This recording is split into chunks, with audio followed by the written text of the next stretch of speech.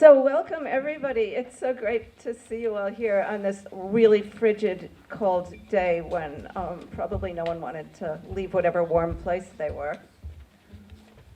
We want to start by acknowledging that we are here today in the homeland of the Pocumtuck and Abenaki peoples. They stewarded this land for millennia and in many cases still call it home.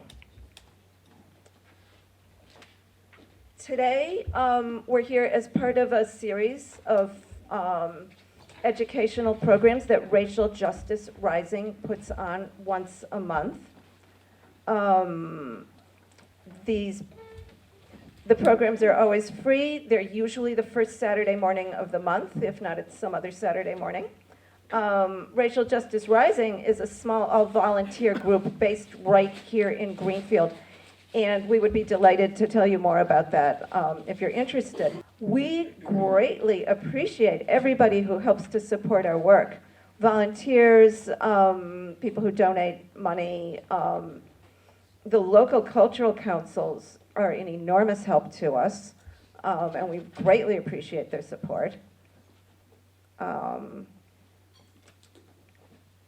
And here's what I really wanted to say. I'm so excited about today's program because it's our first collaboration with Greening Greenfield and Climate Change Action Theater, and I think our second collaboration with Music of Franklin. And to see all of these groups together in one place and using, like coming from all our different directions to talk about these important topics and how they intersect, I think, and coming at it in a different format than just like somebody sitting up on the stage talking, I just think is totally awesome. Want to tell you that right after this program, we're going to have a time for brief announcements about racial justice and environmental types of topics. I will tell you when it's time for that. And people will be invited to speak like just a sentence or two, and then afterwards talk with anyone who wants to know more. And now, I'm going to introduce Trenda Loftin from Climate Crisis Theater Action to tell you more about what we're all going to be seeing.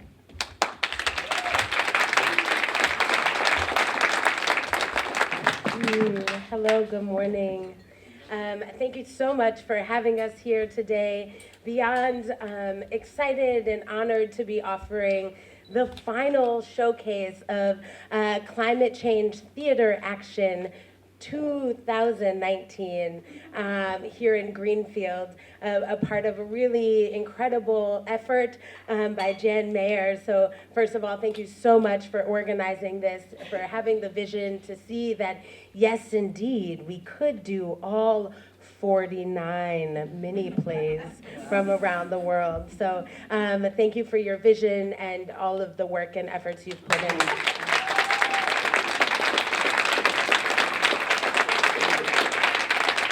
And also to Vanessa Query, who has tirelessly made all of our programs and has done such a beautiful job with our work on Facebook and getting the word out. So I thank you as well, Vanessa. Yes, absolutely. So I want to begin by really inviting us all to just land here together in this space. One of my favorite ways to do that is to invite a collective breath. Of course, breathe on your own, a rhythm, but to really put that intention behind just being here, being present with each other, many of us joining each other for the first time. So I'll just invite you to take a deep breath and exhale and really feel yourself present here in this room with all these folks committed to climate activism, committed to anti-racism and the journey that is, committed to making music and making art and connecting with folks. I want to just also add, I thank you so much, Shen, for acknowledging this land that we're on. And I just want to add an awareness of our neighboring indigenous nations as well.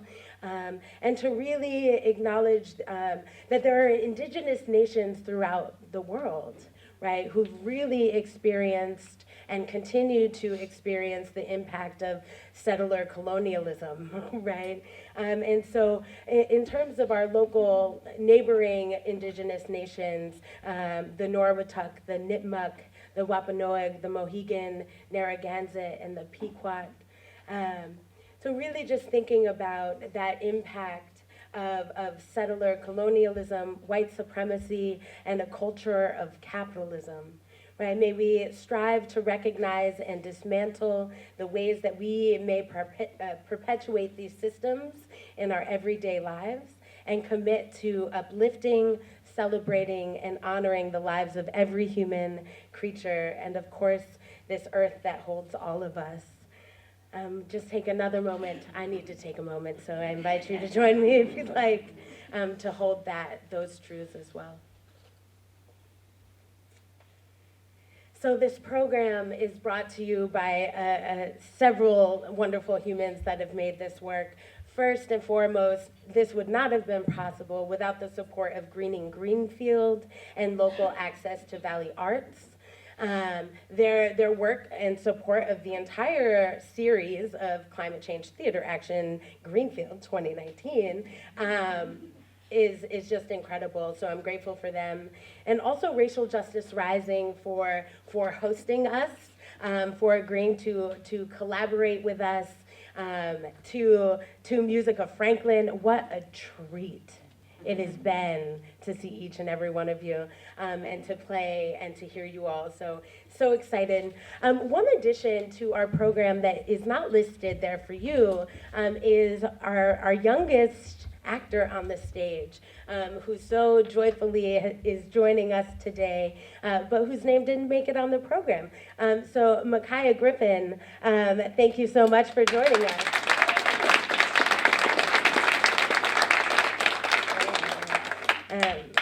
Wonderful.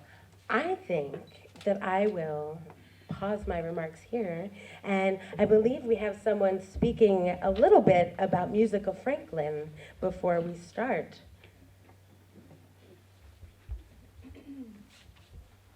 Please let's welcome Vicki to the stage.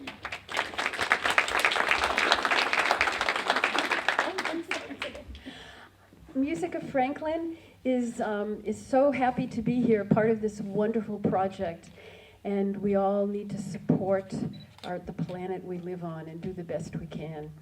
Music of Franklin is a free after-school program, and our mission is helping students, providing students the tools to have a brighter future.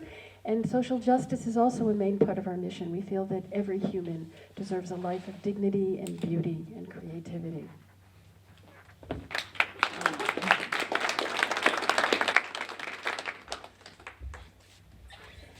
And with that, we will begin our final presentation of plays from around the world. You can see where they're from on your program.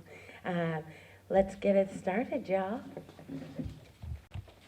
Someone once told me that the frequency emitted by whales is a guidance system for our planet. So I figured the vibrational frequency of bees could contribute to the waking human beings up. The title of this play is Miss Viola Evie Anderson's Dining Hall for Bees by Nathan Youngerberg. A time-lapse projection of the daily working stiff procession to and from the subway in Bed-Stuy, Brooklyn, from fall to winter. A diverse group of people in dark, dreary, monochromatic business casual clothing walk past a tall, wooden fence with a hand-painted sign that says, Miss Viola Evie Anderson's Dining Hall for Bees. But no one notices it. Spring. The door of the fence with the dining hall sign is open. Colette glides past the open door, stops in her tracks, and turns back. She inhales deeply like it was her last breath, or maybe her first, and reads the sign smiling for the first time in months, perhaps even a year. I don't know what you're waiting for. Yes, girl, come on in. The day ain't getting any younger, and neither are you. Miss Viola Evie Anderson is assembling a bouquet. Your favorite colors. Yeah, they are. How did you? Do I know you? I live across the street. I see the bright colors you be wearing. You're different than the others. I sit in that big window most mornings and watch all y'all zombies going to and fro. Some days when I'm coming from the bodega, I smile at y'all and say, morning, but y'all walk by me like I was a ghost. I don't recall anything like that. Because your nose is always buried in that damn cellular phone. Surprised you ain't ever fell into a hole. That could happen, you know. At least you be awake then, if the falling didn't kill you, that is. But then, I guess you'd be wide awake at the table of the Lord. Yeah, I need to get going. Nonsense. Sit. I made some tea, some chamomile tea, right? How did you know that? You stop at that coffee shop around the corner every morning at 7:16, and you order a blueberry scones and chamomile tea with some room at the top for, Honey, I'm Viola Eva Anderson. and I'm, Colette Angelica Jones. this is getting a little. Relax. I ain't no night stalker. You're always making business calls from this professional voice and talking all loud while you're walking toward the train in the morning. This is Colette Angelica Jones. I can hear you from my window, girl. The whole damn neighborhood probably knows your name by now and all your business. Yeah, I really need to just get. Take a tour of my dining hall for bees, free of charge today. What is a dining hall for bees? Bees eat pollen, and pollen and nectar come from bees. Hello? You know, my mom, my grandma, and my great-grannies all had flower gardens back in the day. Bloomington, Indiana? Don't give me that look. You're the one who broadcasts all your business to the whole wide world on that cellular phone. Colette walks through the garden. I'll try to lower my voice. And it's time to get over that man you used to be with. What's his name? Charles? You know my social security number too. He's hanging all over you like a dark cloud or a bad steak. Or maybe both. Colette smells some of the flowers. Jasmine, lilac, and Peony. Colette notices the many bees. Don't be afraid. These are bumblebees, baby. They're way less defensive. I'm not afraid. I played a bumblebee once in my first grade pipe. I'm bringing home a baby bumblebee. Oh, my mommy, it's so proud of me. Ain't that cute? Oh, it smells so good. You're welcome, but I didn't play it for you or for any other person for that matter. Colette observes the bees again. The bees. Why? The buzzer. A bee's wings flaps about 200 times per second. Imagine if there are hundreds bees, 1,000 bees, 1,000,000 bees. Now that's a whole lot of buzzing. And buzzing is vibration, and everything in the universe vibrates, including us. Except most people these days vibrate at dangerously low frequencies, and people do crazy, careless things when they're walking through their life half asleep. The bees buzzing raises frequencies, and people wake up I've never. Now, is there any scientific evidence to substantiate this point? What is science but the intellect attempt to rationalize God? And if God can make dinosaurs and rainbows and unicorns, yes, I believe in unicorns. I don't see any reason why God didn't make the buzzing of the bees to raise the vibrational frequency of humankind. See, people save the bees because they pollinate, because they're crucial to a healthy ecosystem, and That's a given. But what good is a healthy ecosystem if the world is overrun by careless, sleepwalking zombies who will continue to find inventive ways to fuck this planet up? Buzz, buzz, buzz, buzz, buzz, buzz.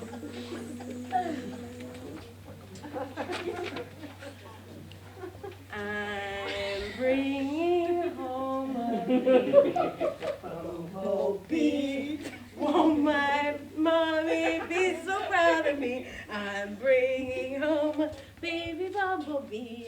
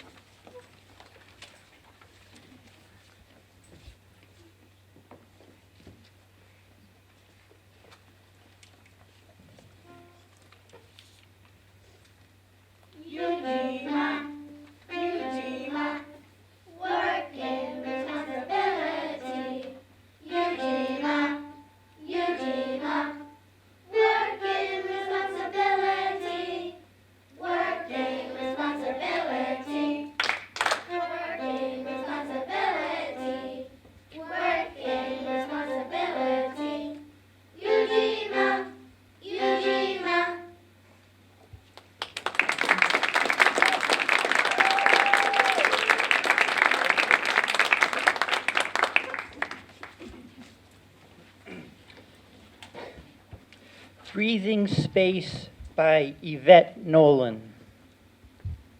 Maud is sorting things. Ran enters with bag of some sort. They are both dressed in a motley assemblage of clothing and fabric. Abundance. And to you. Good kill. Extremely. Good work. Right. Ron empties out the bag. There is an assortment of salvaged things. They could be an old cookie tray or tin, one end of a tool, a hammer, an axe head, a spade, a metal rack of some sort, an old piece of clothing, a long piece of rope or wire or chain. They could be 100 years old or 10. Maud sorts through them. She picks up the tool and grunts approvingly. Remember when you could just go into the store and buy one of those? Hush. Blasphemy. It's not blasphemy, Maud. It's just memory. The kids might hear you. So what if they do? They know it hasn't always been this way. I think Care remembers more than he tells. Don't you think it's important they know why we aren't allowed new things? There is nothing new under the sun. I love it when you quote scripture at me. Top dirty me. If you could have one brand spanking new thing, what would it be? You'll be getting a spanking if you don't stop it. Ooh, more. Come on. A new stainless pot, a white linen shirt. Grant, get off of me. The kids will be back any minute. Come on, my love, dance with me. Dance with? What has gotten into you? Monty, have you even been outside today? I was out this morning to get water. I've been busy. It was a beautiful day. A beautiful day. I swear the sky was almost blue. Really? I swear, Maud. And the air, well, I actually can't recall what the air was like. That's a good thing, right? Yeah, no smell. The air had no smell today. Or else you're just used to it. Or else it's almost fresh again. Huh. Maybe it's working. Of course it's working. But so quickly? They always said Mother Earth could regenerate if we just gave her a chance. If we just stop making things. Which is why, old woman, I think you should dance with me. Old woman? Oh. Oh, mercy, mercy me. Oh, things aren't what they used to be. You know, I have a piece of wood that's almost the right size to be a handle for that axe head. If you were to... Tomorrow, there's lots of time to work tomorrow. Relax for a minute, melt into your loving partner's arms. The kids. That's right, this is how we made kids. You're bad.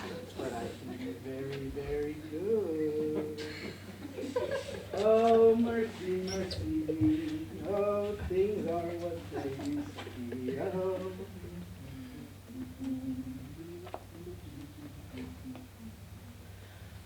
I can't think of a thing. What? I can't think of a single brand new thing I want. Huh. Isn't that amazing?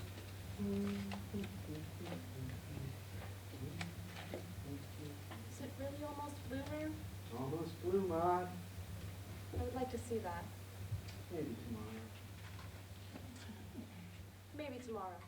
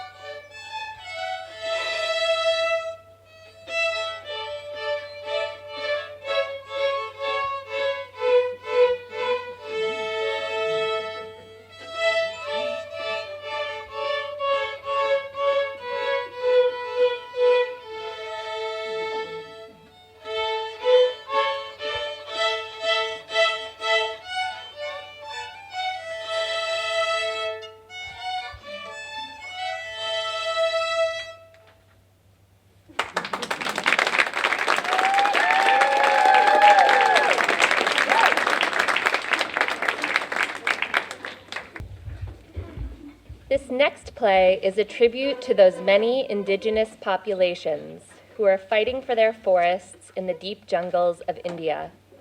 These are climate warriors, people who live close to nature, but are today facing the wrath of big corporations wanting to mine and the apathy of the larger middle class, which does not care for their well-being. These are climate warriors who are at the forefront of this struggle and yet have the least empowerment or support. This play is called The Arrow by Abhishek Majumdar. A hot room. A man, A, sits blindfolded. Another, B, is sitting in front of him with a gun. An old fan moves slowly.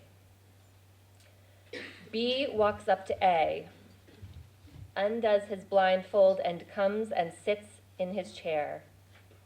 A opens his eyes with great difficulty, notices B. You? Water? Oh. Does it hurt? You hit me. No, I brought you here. Who hit me? Them. You are making a mistake. I don't think so. They will burn it all. They are buying it. To burn it. No, they are looking under the earth. So they'll burn whatever is above. We have to sell it. It's not ours to sell. It's the law. What is? For more than 70 years, if we till the same part of the forest, that part is ours. That part is ours to keep, not ours to sell. If you had placed your thumbprint, this wouldn't be required. The forest isn't mine to sell. The forest is ours. It's ours to protect, not ours to sell. They'll kill you. No, You will. I'll have to. Don't make me do it. How much? Enough for 3 generations. What will they do with it? Go to the city. Then, Then I don't know. Live, perhaps. that money won't be enough, not even for a decade. They've signed contracts with the government. We can sell or be evacuated. I'll go with the forest. They are a large corporation. They have a private army. I know. Your revolt will come to nothing. If they burn the forest and dig mines, at least they should have to bury my bones. You're being insane. You are my brother. But I want to live here or in the city, wherever. But I want to. Are you afraid? Once we leave, they will begin to work. Yes. If we stay, they will crush us with trucks and then begin to work. You are holding me hostage. I don't want you to go there and die. When did they come? 2 nights ago. Them? You weren't there in the village. You were. Yes, You sold the land. they took her, Who? my wife. Oh, I couldn't do anything. They dragged her. I chased them. They stripped me, beat me with the backs of their rifles, and tied me to a tree. They took her away. We screamed. The forest heard us. we are the last? Yes, everyone else had left. Then? Then they came back in the morning and untied me. They took me away. The cutting machine. They came with the cutting machines and started chopping the area clean. Your wife? She was there, in tattered clothes. We looked at each other. We bled together. A says a prayer in silence. Where were you? I was on the other side of the river. There, on that bank? Yes. What were you doing there? I was preparing my bow and arrow. I was poisoning the tip. Do we need to kill to save our forest? Yes. Why? They want what is under the forest, not what is in it. It is foolhardy. To prepare a bow and arrow to save to save a single tree in a forest. Yes, But that tree is our family. You were born under it. Our grandfather died under it. Our mother prayed around it. Our sisters. they killed my wife for the forest. And then, when I came back with them in the trucks, you stood embracing the tree. I turned around and pointed my arrow right under his head. With a blindfold. What were you trying to... That even with my eyes closed, I could give my life for my forest. There were many. Yes, but I pointed at the owner, the one who had bought everything. I said he will give his tree. He will give his land. Don't shoot him. They did. My arrow went, zip, killed him. And you? Spot dead. What? I tried. I tried. Who is with us? No one. No one will fight for our tree. But No one will. If they really wanted, they would have done by now. Before they cut that tree, do me a favor. you are alive. Tell me you are. Bury me under that tree. Bury me. I will go with my forest. I will go with my tree. B drops the gun. Bury you. Can you hear it? They listen. Sounds of people outside. The villagers are returning What? with bows and... Arrows? Sounds grow louder. People arrive in large numbers. Bury me under my tree. Let the war to save our forest begin.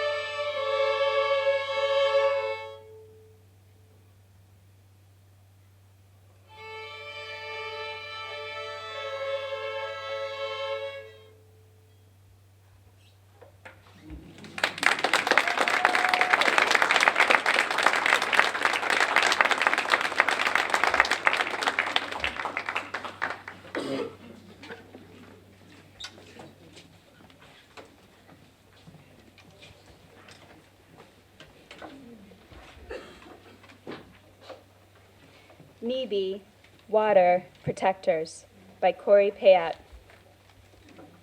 Note, the RCMP Royal Canadian Mounted Police is the federal and national police force of Canada. The RCMP provides law enforcement at the federal level. This winter, Nico, an Anishinaabe woman in a long fur coat and fur hat, sits behind a wooden barricade positioned over a bridge. The sound of water gushing beneath her. She holds a feather in her hand. It is dark and she's gently singing a song her Nokomis, grandmother, used to sing to her as a child. She's cold, so she sings it softly beneath her breath. Eric enters, running, and is out of breath. Nico, the RCMP are on their way. Mary posted a video of the SUVs driving through town. How many? She wasn't sure. It was about 6 trucks that drove through, all headed this way. Do you think they know about Jim's passing? Of course they know. That's probably why they're coming now. Jerks. Yeah. What should we do? Go back to camp. Get all the young ones out the back road. Don't let the elders come to the bridge. We don't want anyone else getting hurt. But the settlers who have come here to help now have a job to do. I'll run back and get them, Nico. We need you here. You can't get arrested. Hurry, Eric.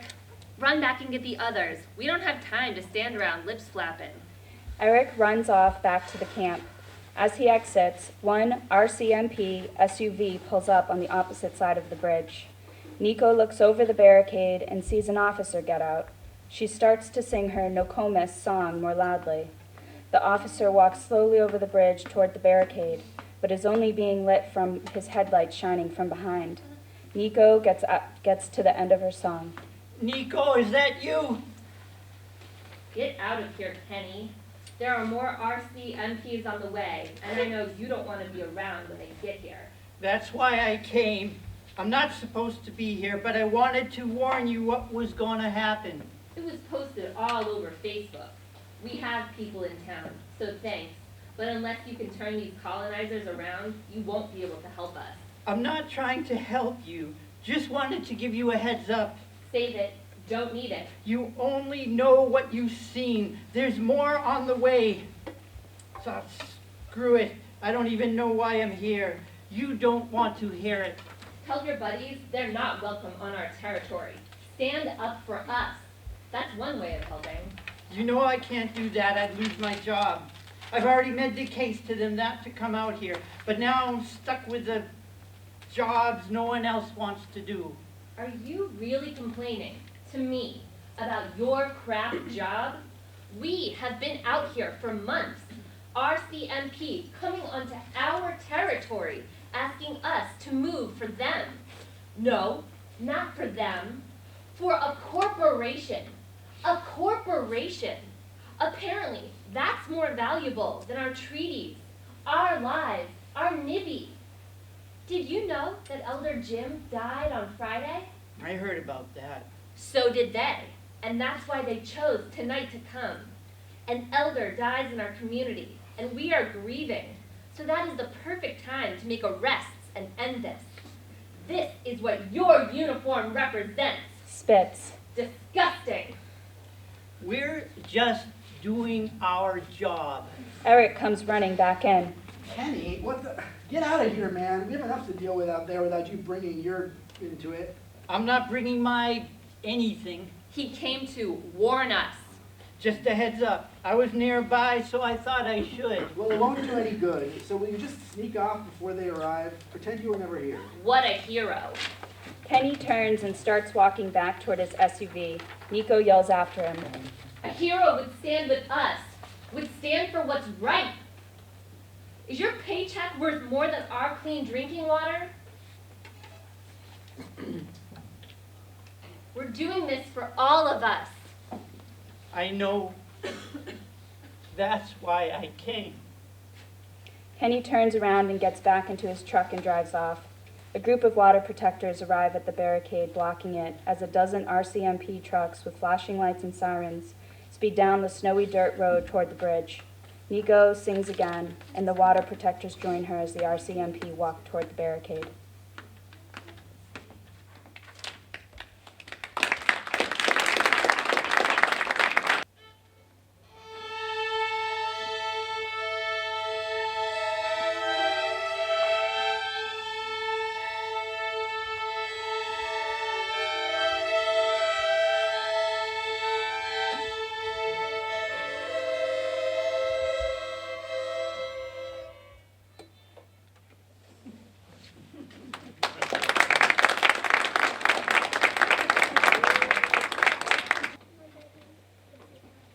I don't think people think enough about their personal relationship with the living, breathing land that they are on. We as humans have become power hungry and want to control everything. This includes the land, ownership. We need to have ownership over all sorts of things. This is what drives the heart of capitalism. Instead, I believe we must revolutionize our land, body, spirit relationship.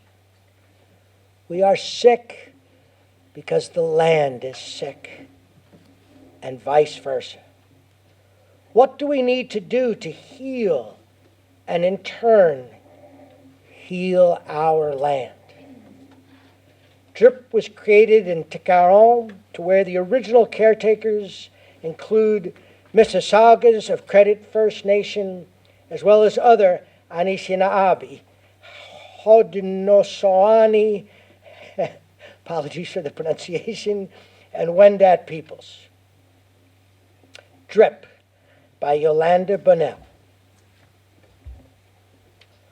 4 beings live in the cracks and chasms of an ice-covered mountain. There is dirt covering the floor of the chasm. This piece is meant to be physical and should include movement scores, body exhaustion in relationship to land exhaustion. In the darkness, we hear hissing. It begins as one, but turns into more and more. Light bleeds in. 5 beings are intertwined together in the dirt. A Lakota end-of-time prophecy says that from the north a black snake will come. It will cross our lands, slowly killing all it touches. And in its passing, The water will become poison. They sustain a water drips on them from above.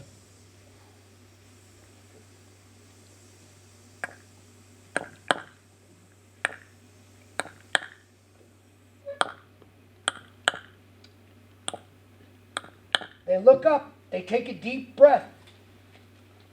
Darkness. The sound of ice groaning, cracking, moving, waking up. Sunlight peeks through. Ezra plays with a piece of ice. They hold it out. They take in the audience. More light bleeds in as they speak. They smile and speak with this general lightness, almost as if they're doing a TED Talk. They continue to play with the ice. Frostbite occurs when the skin and the underlying tissue below freeze, or, in some cases, die. Fingers, toes, earlobes, cheeks, and the tip of the nose are most susceptible because the body prioritizes keeping the core and the head warm at the cost of everything else. That means that blood flow to the extremities tends to be redirected when the body is in extreme cold. Less blood flow means that the skin freezes faster. I read that on BusinessInsider.com. Breath. Body. They examine their body. The body. It sacrifices parts of itself, literal parts of itself, to keep the core alive, to keep its heart beating. Fingers.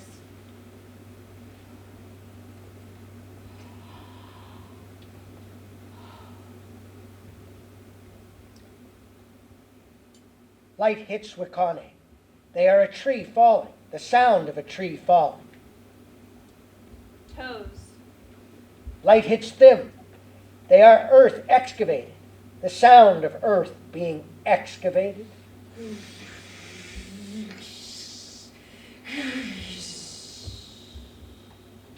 Earlobes. Light hits Neba. They are a hurricane, the sound of a hurricane.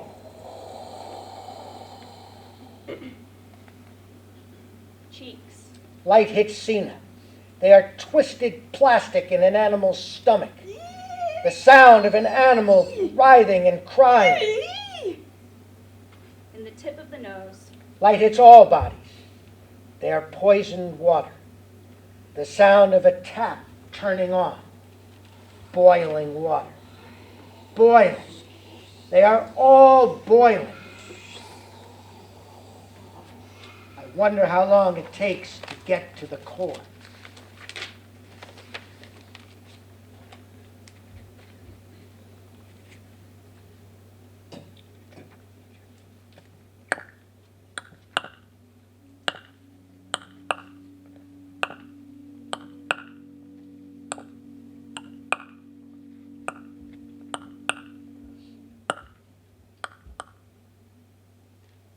Take a stab at me. With a sharp, sharp spoon. Dig out my eyes. Plant them in the clouds. Somewhere in between. Somewhere in between. The melting. The melting. Dig, Dig in my skin. Scraping metal. pounding, Compounding. And compounding. And Sina separates from the group, runs to one side, grabs a water barrel, runs to the other side of the stage, fills it with water,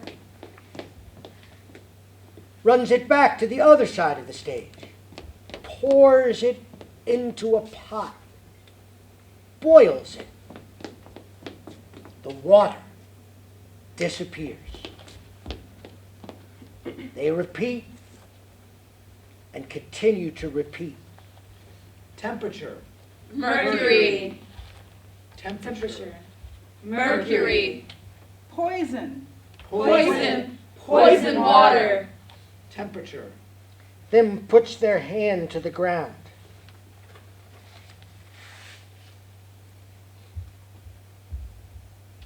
When I was very little, my mom had a garden in the backyard. I was so surprised to see food come from the ground. I didn't know you had to plant seeds. I thought food just grew there. Carrots and peas and lettuce, She used to sing to it. And I guess I thought that's what made the food grow.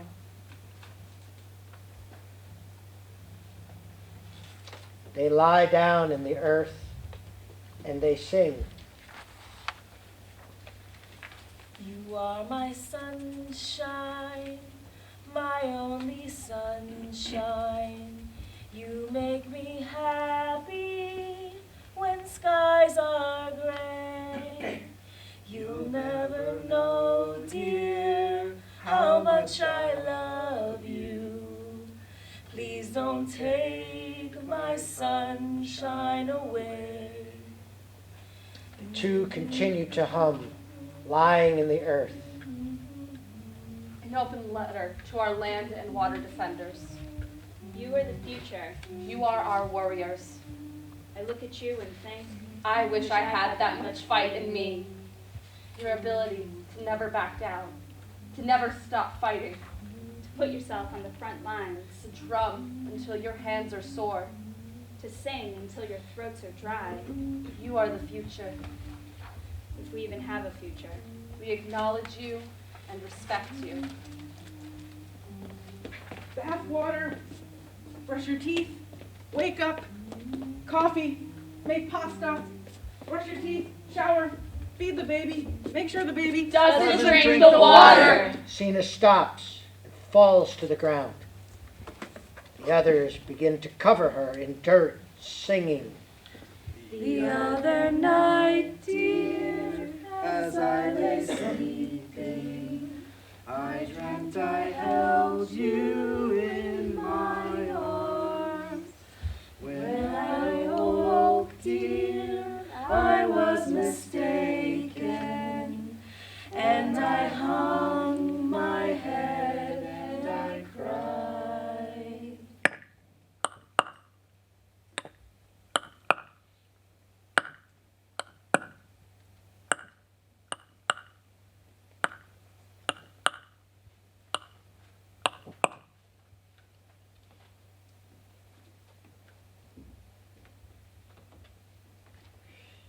Sina begins to grow from the dirt. They each begin to grow. And grow. And grow. And grow.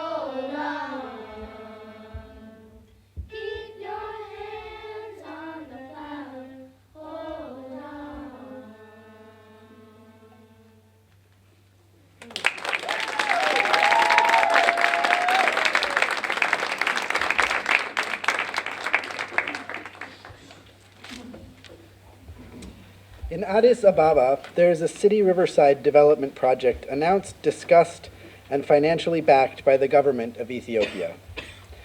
By the River, by Maza Werku. The stage is split, divided by a wall into two sections. In one section, there is a man, the speaker, delivering a speech to his audience who is invisible to us. Unitu and Leah, on the other section of the stage, watch the speaker from the back. At lights up, Unitu fixes his voice recorder in front of the speaker, gets back to where Leah stands. She smiles as he approaches, but he is distraught. Relax. Everything will turn out just fine. Pardon? The City Riverside project.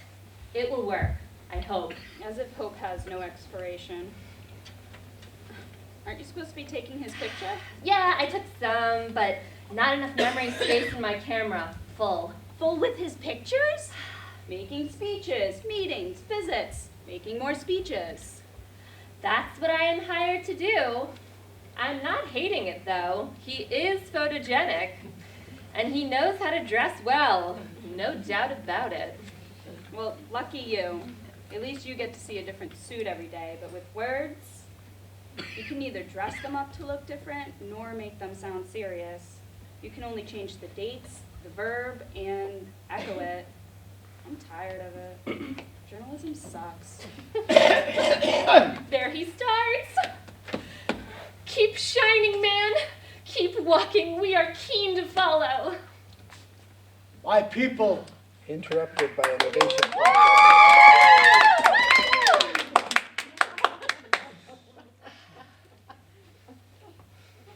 This is the day when I'm going to hand over to you the city of your dreams. A dream you deserve to reside in. Bravo! Bravado!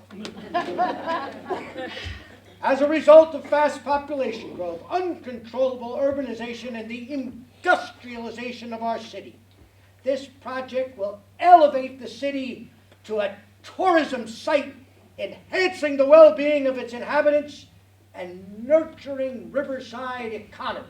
He's done a remarkable job. This country is back on its feet again. Thanks to him, change is at the door. Our city is home to more than 2,000 industries, which represents 65% of all the industries in the country. 90% of them do not have any kind of treatment plant and discharge their solid, liquid, and gaseous waste untreated into the environment. Let me promise you one thing. Please, shut them all down, then I will see you eaten alive by your own people. That is so unfair. Just be optimistic for a change. This country has been in a daze. There wasn't any hope for the future because there was no one in charge to inspire it. People have found someone to love, to listen to watch, and to touch. Oh, how we adore him. He is going to make this country great and the planet protected, no doubt about it. Seriously, Leah? I don't care whether you agree with my point of view or not. I say what I say because it is true. After all, what do I know? I'm a photographer. I can only judge by the look. And when I look at Addis Ababa's rivers, nothing attractive about them. But do you believe him? I believe in God. I mean, do you believe in any of his words? Do you believe in the very idea that the face of this city can ever change? No doubt about it. Imagine, out of an estimated population of 8 million, 25% of our residents have no toilets. As a result, people use the river as a toilet. Houses that are built on the banks of rivers flush their toilets directly into them. Look at the rivers of Addis. Don't they have a greenish, dark color and a bad odor? No one has to live with that anymore. No more. We clean our mess and make the city a holy place. Holy crap. Let us give him the benefit of the doubt. Too many promises, too many lies, too many problems, too many projects, speeches, no commitments. It's all manipulation of words for emotional effect to achieve political purposes. It would be a hell of a city if everyone felt the way you did. I know. No one does, and no one ever has or probably ever will, and still a hell of a city despite it.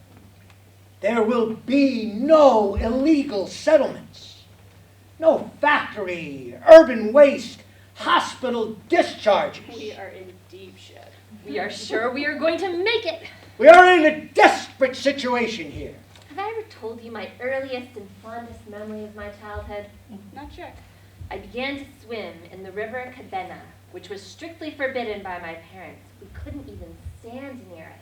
Like many other kids in Addis, the good old days. Once I was caught by my mother, swimming naked in broad daylight.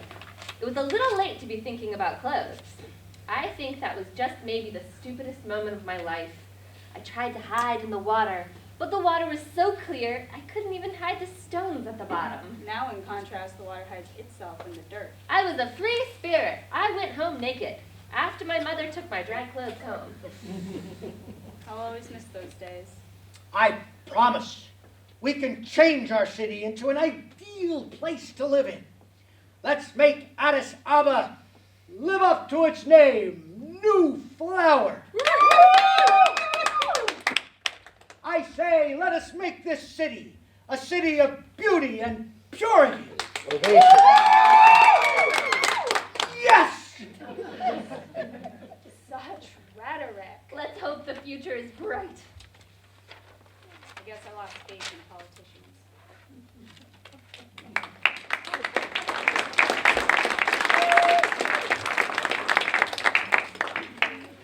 Be announcing my candidacy for the Democratic primaries. Apparently you're not too late. Why not? If you've got $1 billion or two in your bank account.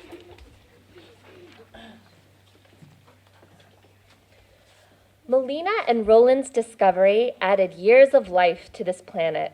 I want to make sure folks remember them, their brilliance, and their courage. This play is called If Not Now by Andrea Lepsio. And just one thing before we start this piece, surprise, I'm surprising everyone right now. We want to just acknowledge that this play that we're about to hear has really overt racist themes in it. And so we had some really great conversation around what it means to do this play or not do this play, because I think the playwright inadvertently actually left out a lot of really important information about Molina and Roland's work. So we're going to save the details of it for our talk back, but we invite you to do some additional research about these two folks that you'll get just a little bit of a taste of in this piece. So I'm just going to say the name and title again so we can re-enter. So If Not Now by Andrea Lepsio.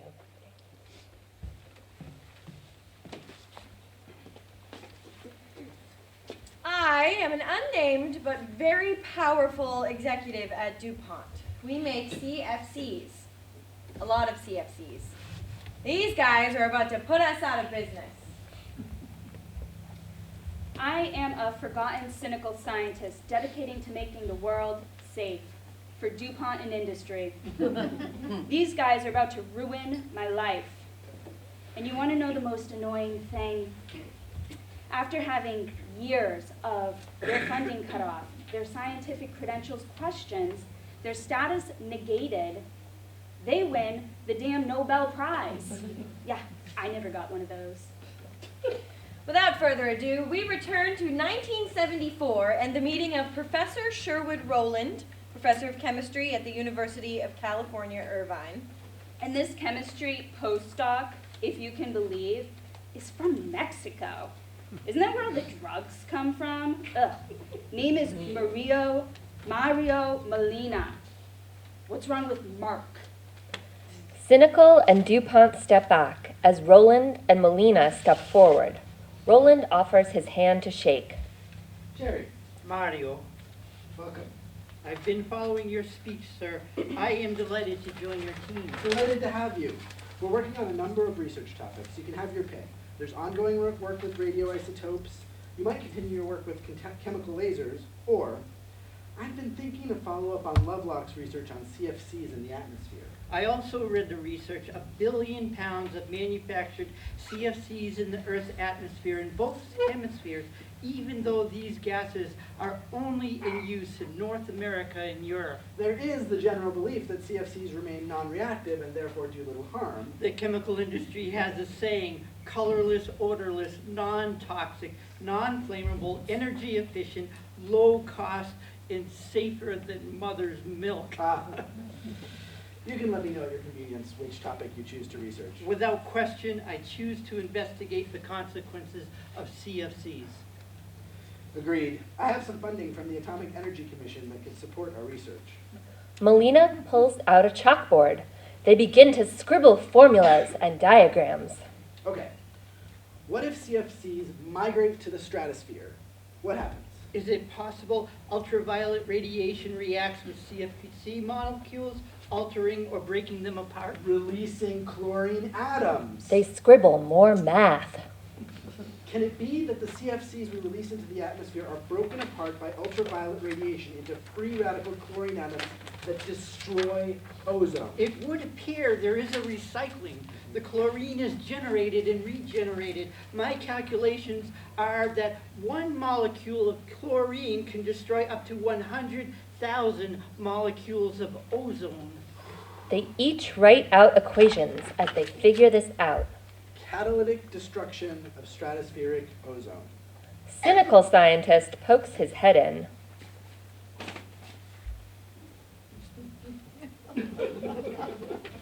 Is this the postdoc? Is this Melina? I am Mario Molina. Well, I am fully tenured professor, and I blame you.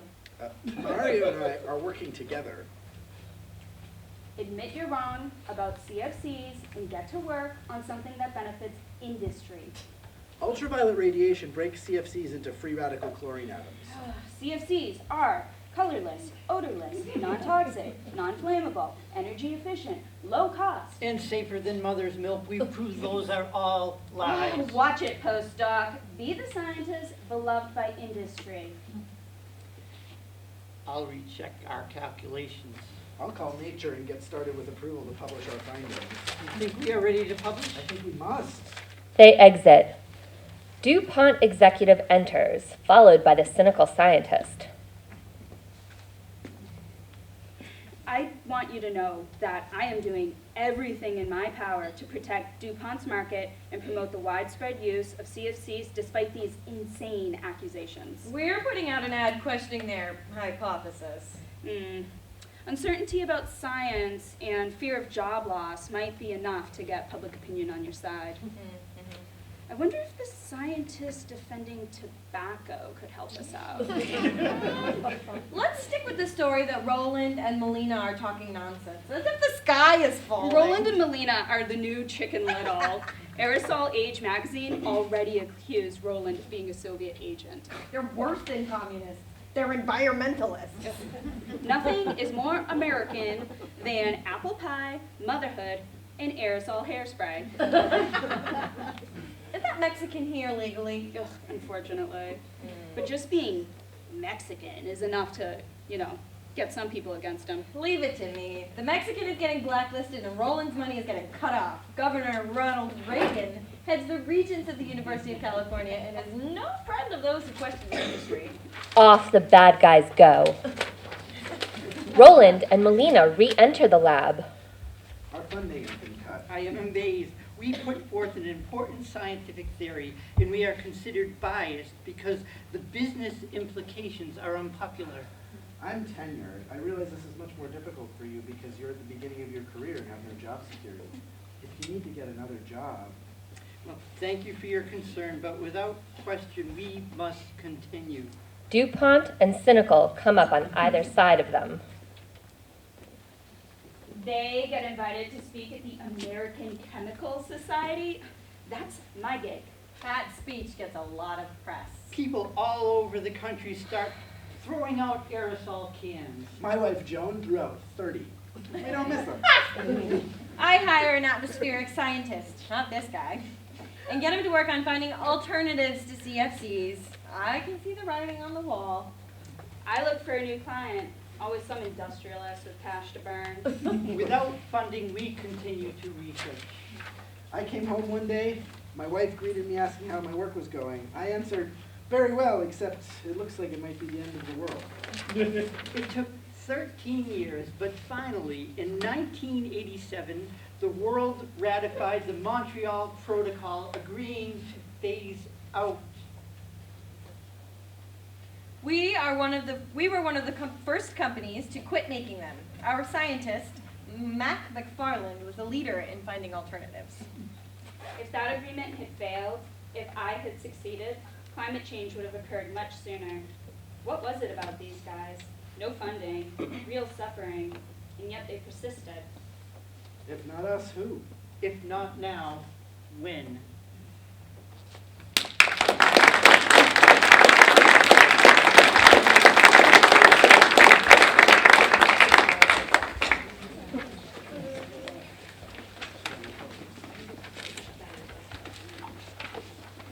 I think I better explain what this next song means. It's a song from Botswana, to Botswana, the language, and it means that if you work hard, work real hard, and then you'll have a nice garden, nice fresh food to eat, and then your bellies will be happy, the children will do the motions to it, and then everyone will be happy.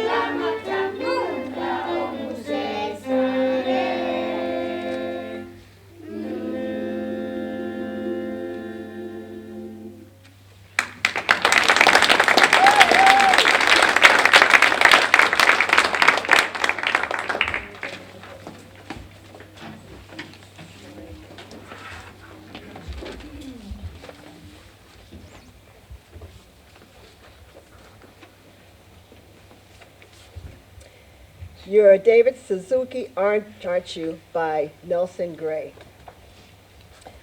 The 83-year-old David Suzuki appears center stage in a pool of light. He is alone at his computer, working feverishly on a campaign for ocean protection when voices begin to speak to him. Admiring voice. David Suzuki? You're David Suzuki, aren't you? The scientist? The environmental activist? I'm just one person. You are, aren't you? My daughter is a big fan. Well, thank you, but I'm just one person. You're famous though, right, Grandpa? Grandson? That's what the kids say at school. Is that what they say? They say you're on TV. Well, yes, but who would want that? That's not something you would want to strive for. A man appears far left stage. David Suzuki, I'm sorry? I've been trying to get through to you for weeks. Excuse me, but do I know you? Over 100 letters and never an answer. Well, I'm very sorry, but if you're that salmon farmer... The third man, the CEO of a lumber company, appears. You know, Suzuki, what tree huggers like you don't get is who's going to pay for all... What do you want from me? Because unless you flew in here in a solar-powered jet... Because I pay for every mile I fly to offset the carbon. Because you can, can't you? You're a rich man, aren't you? Oh, piss off. You think I care about that? The ghost of his father appears. That's right, son. Father? If all you care about is getting people to like you, you won't stand for a damn thing. Dr. Suzuki? Excuse me? Oh, what about after you're gone? What? When I'm dead? Yes, how will you want people to remember you then? When I'm dead? I can't believe you're even asking me that. When I'm dead, I won't give a damn about anything because I'll be dead. Terrence David's wife appears. But you care now, don't you, David? Tara? Do you remember when we first met? Of course. How could I forget about that? There was a huge crowd, but the light singled you out. We've heard that story so many times, Dad. And that huge snowy owl showed up at the window. And about your greatest achievement? Getting you to marry me, Tara. And you care about your grandchildren, don't you, Dad? Severn? Where are you calling from? He declined. David's son-in-law, a Haiti man, appears. Welcome home, David. Another grandchild comes in holding a crab. Grandpa, look, I found a crab. Yes, what is it? David's best friend. And about the handle that I carved for the front door of your home. Of course, I think about you every time I open that door.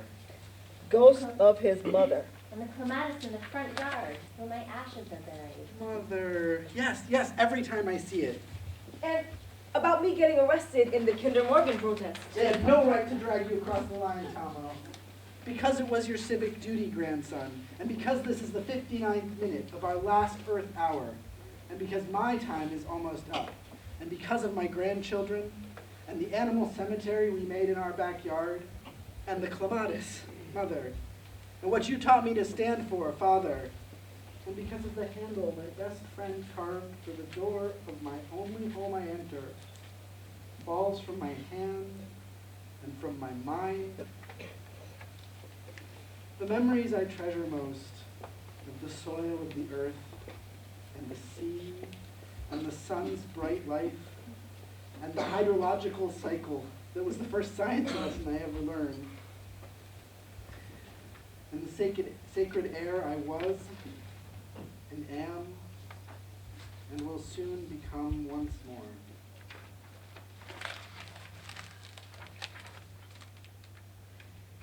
But it's up to all of you now to imagine.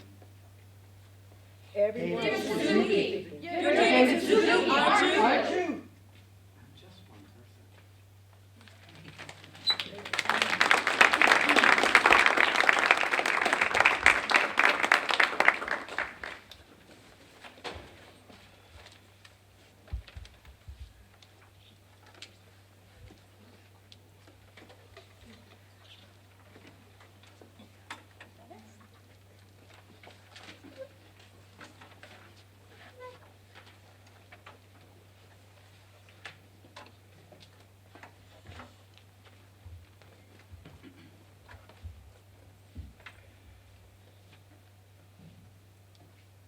Inspiration comes from countless conversations with indigenous people from Oceania and Turtle Island regarding climate change and land acknowledgement. It is written against the backdrop of 30-meter telescope protests on Mauna Awakea, gunshots, and traditional percussion. Kumu Kukui by Kiki Rivera.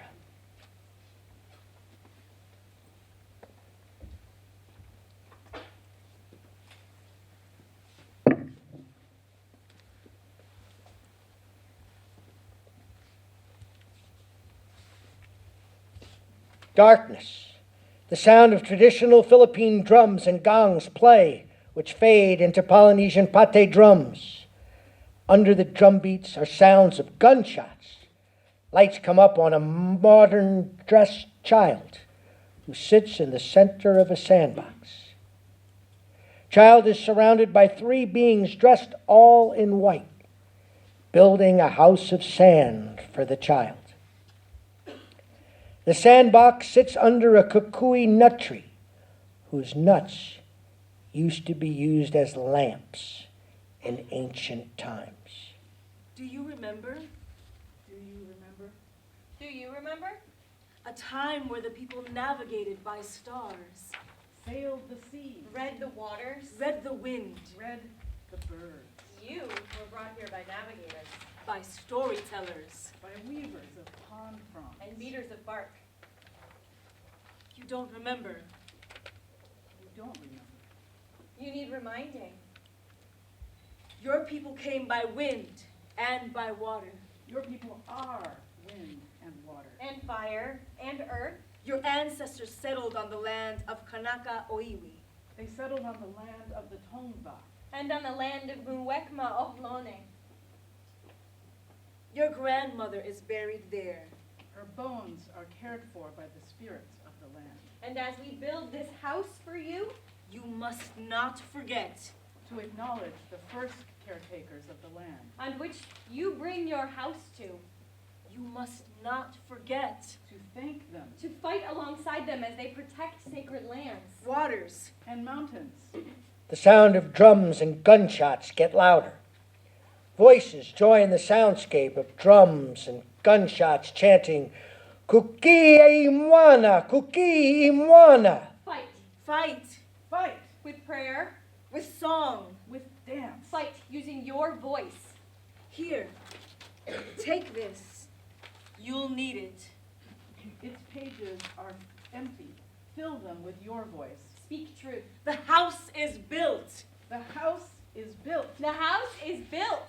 The three beings lift child to its feet, dust child off, then disappear into the kukui nut tree. All sounds fade away. Child is unsure of what to do next. The sound of a chainsaw is heard.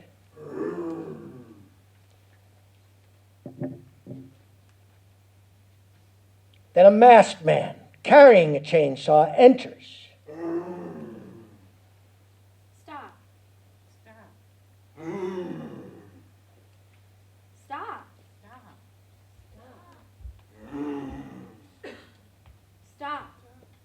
The man checks out the tree and finds a spot to cut into. Child panics. The masked man ignores child and goes to cut. Stop. Child shows the man the word and puts it in the masked man's face while shouting, "Stop." Masked man stops and puts his chainsaw down, picks up child, and moves child away from the tree. Child is kicking and screaming.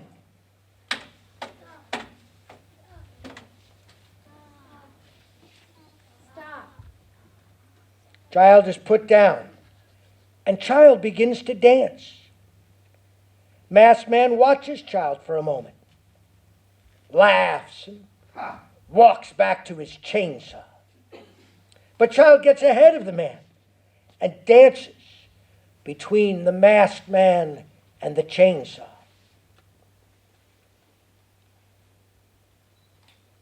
Child points to an audience member. Help.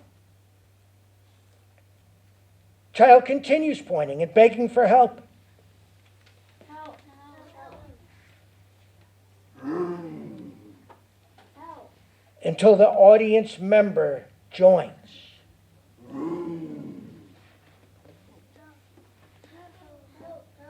Child tells them, "Dance."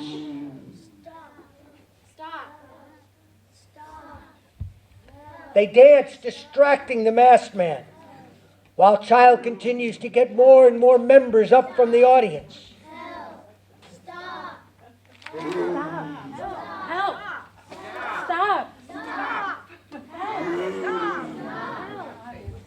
Thank you. Music starts to play. Child encourages all to dance.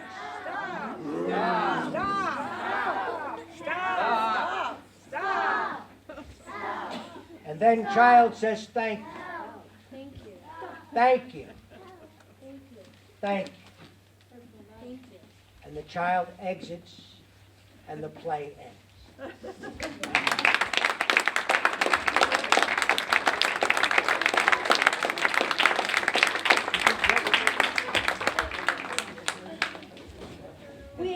to, if you are willing and able, we'd love to make a big circle.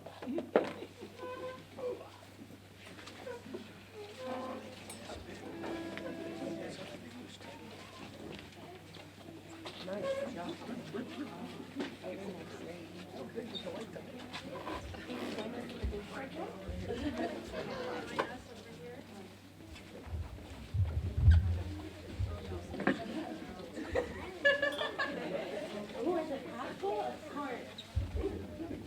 Oh, yes. You can do it. Do it like the earth depends on it. You can squeeze in here, I think. Yes, you can. Lots of room. Can we squeeze in here with you? We're gonna keep pushing you down a little. Yeah.